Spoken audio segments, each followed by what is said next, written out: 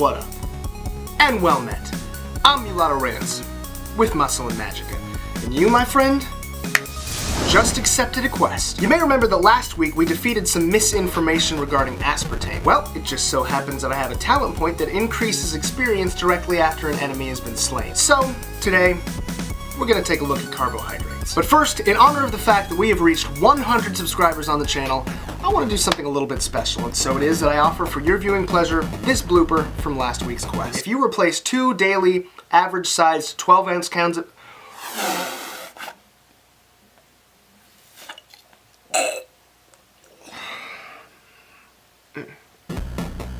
Yeah, your guess is as good as mine. Anyway, equip the sword of truth, and let's go.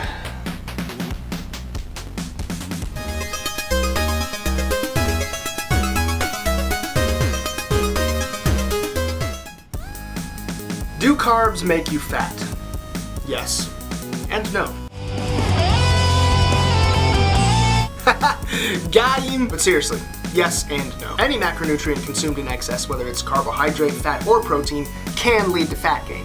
However, as you are hopefully coming to understand if you subscribe to this channel and embarked upon the quest for muscle and Magicka, it's overall calories that drives weight loss and weight gain. That's the reason why low-carb diets, low-fat diets, low-anything diets can be successful, provided the result is you eating less calories. One thing to keep in mind is that carbs are very closely related to water retention, more so than either of the other 2 macronutrients. In fact, every gram of glycogen that you store has the potential to hold up to 3 or 4 grams of water. And that, I think, is one of the biggest reasons that people are so often misled into thinking that low-carb diets are necessarily superior to other kinds of diets because they see that drastic initial drop in weight. But dropping a few pounds of water weight does not mean that they're burning fat any faster than somebody else on the same amount of calories who's eating higher carbs. The real issue that we have to consider here is sustainability.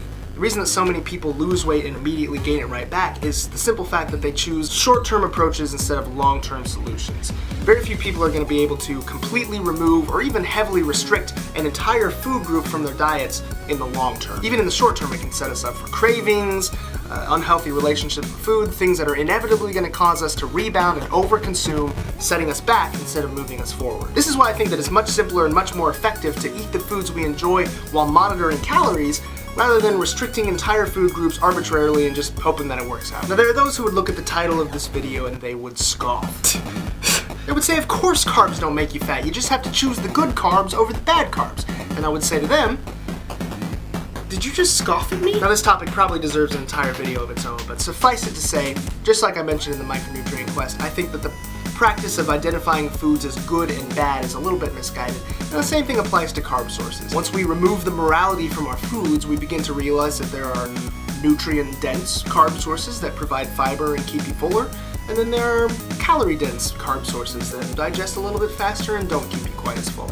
And I think there are benefits and uses for both, depending on your short-term goals, your long-term goals, and your overall energy needs. Anyway, I hope you gained some experience points from that. If you're curious and you want a starting reference point for what your carbohydrate intake might look like individually, make sure to complete the macronutrients quest if you haven't already. And as always, if you want to come along with me on future quests, make sure you subscribe to the channel and join my party. Until next time, Mulatto Rance, logging out.